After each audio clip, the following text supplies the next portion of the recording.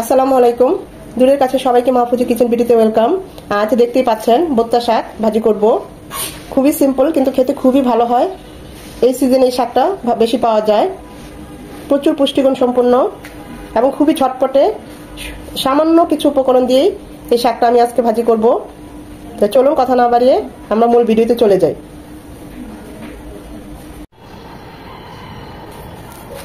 এটাকে তো আমরা বোত্তা শাক বলি, অনেকে বাতুয়া শাকও বলে, যে যেটা বলে।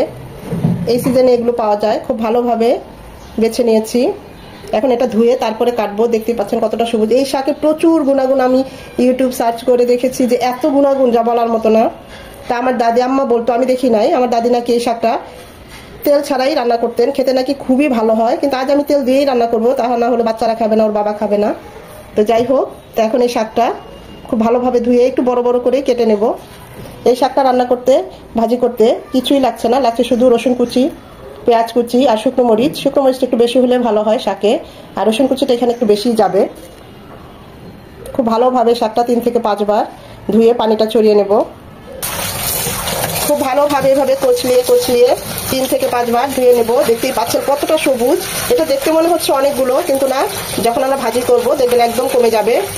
খেতে খুবই মজা এই শাকটা, আর এই সিজনেই পাওয়া যায় এই শাকটা। এভাবে পানিটা ঝরিয়ে নিয়ে আরো কয়েকবার ধুয়ে নেব, যে পর্যন্ত না পরিষ্কার পানি আসে। এটা না কাটলেও হয়, এমনিতেই ভাজি করা যায়। তারপর আমি একটু হালকা করে বড় বড় করে কেটে নিলাম।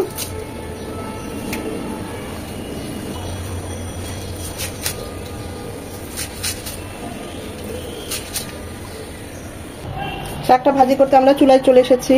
প্যানে দিয়ে দিচ্ছি সরিষার তেল। এখানে একটু তেলটা বেশি দিলাম, 3 চামচ। শুকনো মরিচ এরকম হাতে ভেঙে দিয়ে দিচ্ছি। যে যেমন ঝাল খান, এই শাকটা নাকি একটু ঝাল ঝাল হলেই বেশি ভালো হয়। দিয়ে দিচ্ছি রসুন কুচি। এখানে রসুন কুচি একটু বেশি যাবে, 2 চামচ রসুন কুচি দিয়ে দিলাম। রসুন কুচিটা 1 মিনিট হবে। এখন দিয়ে দেবো পেঁয়াজ কুচি। এগুলো একদম ভাজা ভাজা হবে। পেঁয়াজ রসুনটা একদম ভাজা ভাজা হয়ে গিয়েছে। এখন আমরা দিয়ে দিব সেই বোত্তা শাক।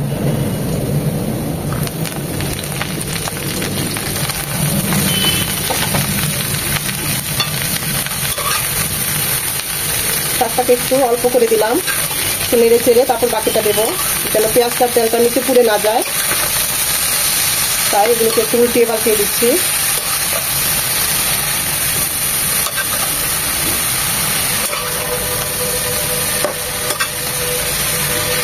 পুরোটা দিয়ে দিলে এভাবে নাড়াচাড়া করে দিতে অসুবিধা হতো। এখন বাকি শাকটা দিয়ে দেবো।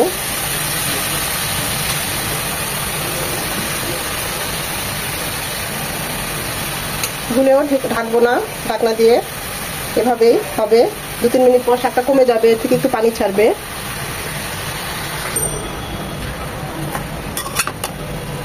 এখানে আমি কোনো পানি ইউজ করবো না, কোনো ঢাকনাও ইউজ করবো না, এটা এমনি হয়ে যাবে। দেখতে পাচ্ছেন কতটা কমে গিয়েছে, আরো কমে যাবে। আবার ওভার কুকও করবো না, যেন কালারটাও ঠিক থাকে।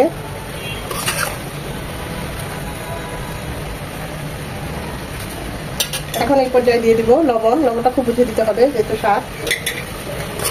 লবণটা দিয়ে নেড়ে চেড়ে আর একটু মিশিয়ে নেব।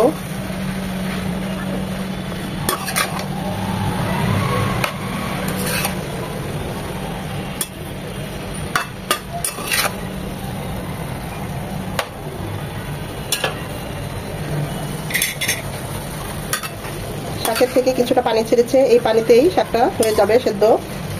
ভাজা ভাজা করে নেব। আমার আম্মা প্রায়ই বলেন, আমার দাদি নাকি তেল ছাড়া এই শাকটা রান্না করতেন। তো প্রায় বলে এত মজা হতো, খুবই ভালো হতো আমার দাদির হাতে এই শাকটা।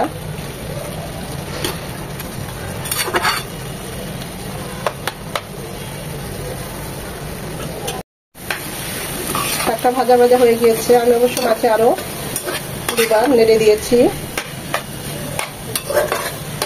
একদম পানিটা শুকিয়ে গিয়েছে, দেখতেই পাচ্ছেন। আমরা এর বেশি আর শাকটাকে ভাজবো না, তাহলে ওভারকুক হয়ে যাবে, কালারটাও নষ্ট হয়ে যাবে। এই অবস্থা আমরা শাকটা নামিয়ে নেব।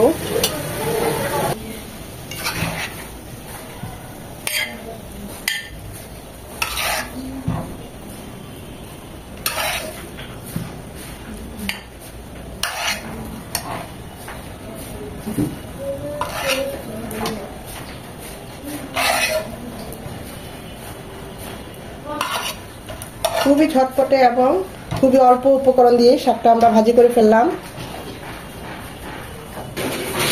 তৈরি হয়ে গেল আমাদের ভর্তা শাক বা বাতুয়া শাক, যে যেটা বলে। গরম গরম ভাত দিয়ে একদম জমে যাবে।